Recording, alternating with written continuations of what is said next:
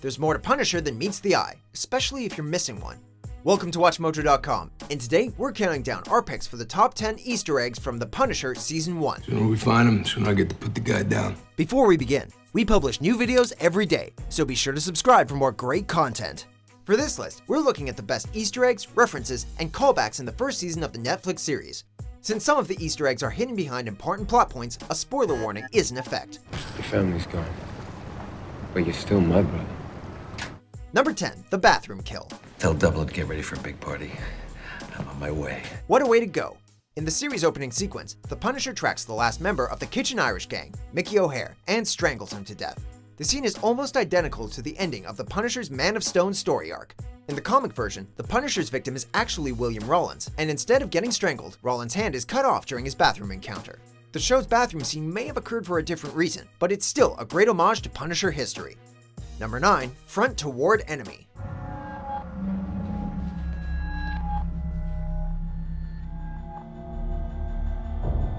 The 9th episode of Punisher Season 1 shares its title, Front Toward Enemy, with the phrase that appeared on Tim Bradstreet's cover of 2008's The Punisher number 53.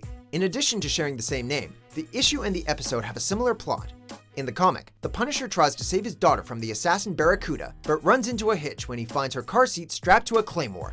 The episode focuses on the Punisher trying to save his friend Curtis from Lewis Wilson's deadly bomb trap. Fortunately, in both cases, Frank was able to save the people he cared for from a brutal end. It's you and me, girl. It's you and me. Come on. It's you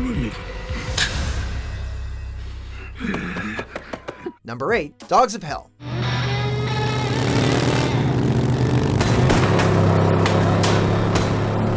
This gang can't seem to catch a break. The Dogs of Hell biker gang first appeared in Agents of S.H.I.E.L.D. When the mind-controlling Asgardian Lorelei took over the gang, they were taken down by the agents and Asgardian Sif. The Dogs of Hell reappeared in Daredevil Season 2, where they were targeted by the Punisher and beaten down by the Devil of Hell's Kitchen.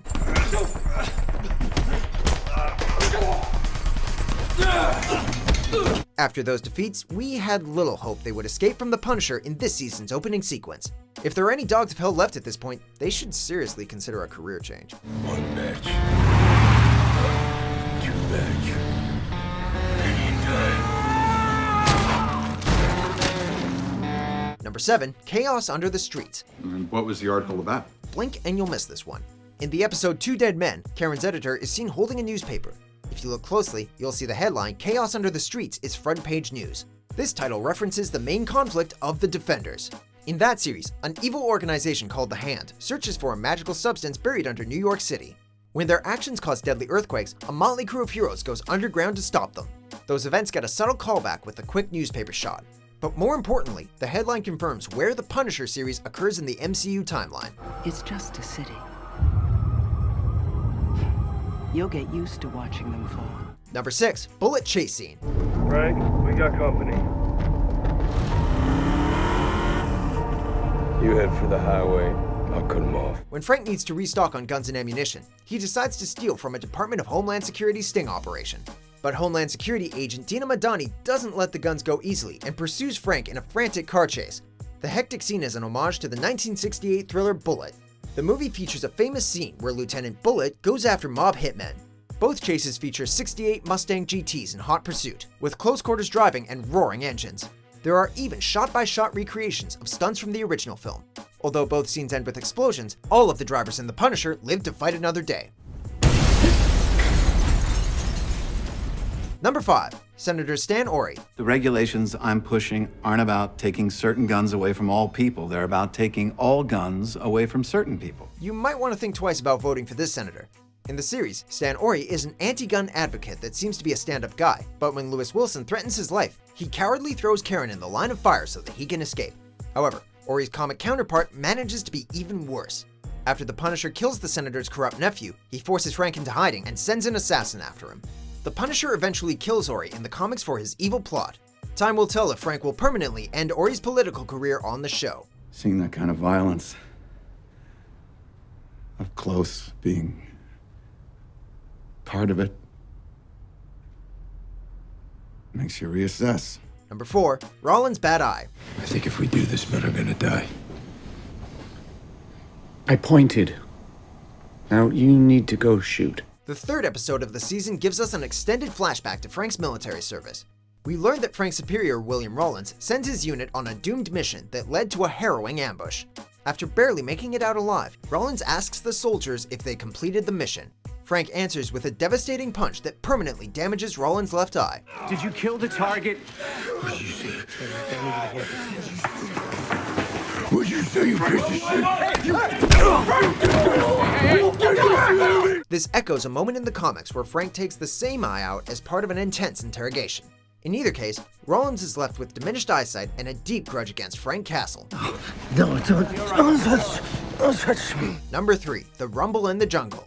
How old is this fight? 74. Before Lewis Wilson turned into a terrorist, his father tried to connect with him while watching The Rumble in the Jungle. The Rumble in the Jungle was a legendary boxing match between Muhammad Ali and George Foreman that took place in 1974. That was the same year that The Punisher made his very first appearance in The Amazing Spider-Man number 129. Although Muhammad Ali and The Punisher have never shared a comic like Ali and Superman once did, both men were fighters who could take punishment and dish it right back. It's a subtle nod to the time period The Punisher was born out of. He knew it was gonna hurt, but he was willing to take it. Prove the world wrong. Number 2, The Castiglione family name. Yo! Castiglione! At the beginning of the series, we learned that Frank Castle is calling himself Pete Castiglione. The surname Castiglione can be translated to mean small castle. I'm Pete, by the way. Castiglione. However, its inclusion in the series goes deeper than its definition. In some versions of The Punisher, Frank Castle was born as Francis Castiglione before his name was legally changed. He has also relied on his Castiglione family in Sicily to hide him from the clutches of Senator Ori. The surname is a recognition of the Punisher's varied history and a great alias to keep Frank hidden from the world until Micro finds him. Unless I'm not talking to Frank Castle. You know, let's not waste time. You're Frank Castle, right? Frank Castle, the dead man? Number 1, The Welcome Back Frank storyline. Welcome back, Frank. The last line of the first episode references a crucial point in Punisher history. During the 1990s, comic book readers were losing interest in the Punisher. That all changed when Garth Ennis made the character popular again with his Welcome Back Frank 12-issue run. During the legendary series, the Punisher came out of obscurity to take down the Nucci crime family. What's the catch? Why isn't someone hitting us every week? He's protected by the Nuccis. In the Netflix series, Frank takes out members of the Nucci family to protect a co-worker. In the comics, Ma Nucci attacks Frank and his friends to get revenge for her family. That means that the Welcome Back Frank reference is likely more than an Easter egg. It's an ominous dose of foreshadowing, possibly for season 2.